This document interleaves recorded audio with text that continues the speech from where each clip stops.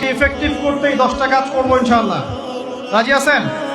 এক নাম্বার হচ্ছে 5 ওয়াক্ত নামাজ। রাজি আছেন কিনা? 5 ওয়াক্ত নামাজ সাধ্যমতো চেষ্টা করব জামাতে পড়ার জন্য।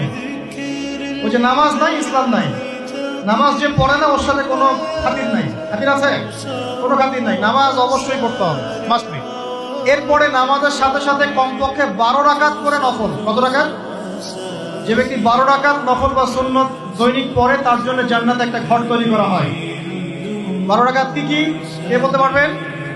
প্রথমে ফজরের 2, জোহরের আগে 4, জোহরের পরে 2, কত হলো? 4, 2, 6, 2, 8। মাগরিবের পরে, ইশার পরে, এই হলো 12। পড়বো তো ইনশাআল্লাহ? এইগুলো 1 নাম্বার কাজ, নামাজ পড়া। 2 নাম্বার ভাই, নামাজের সাথে সাথে তাহাজ্জুদ এবং তারাবি অবশ্যই পড়তে হবে। রাজি আছে কিনা? আল্লাহর ওয়াস্তে গ্যাঞ্জাম করতে যায় না 20 না 8, এই গ্যাঞ্জামে আল্লাহর ওয়াস্তে যায় না। তারাবির নামাজ 5 ঘন্টা।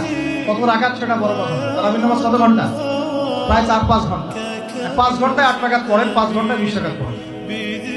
কি বুঝতে পারছেন কথা? নবী সাল্লাল্লাহু আলাইহি ওয়াসাল্লাম তারাবির নামাজ কত লম্বা পড়েছেন?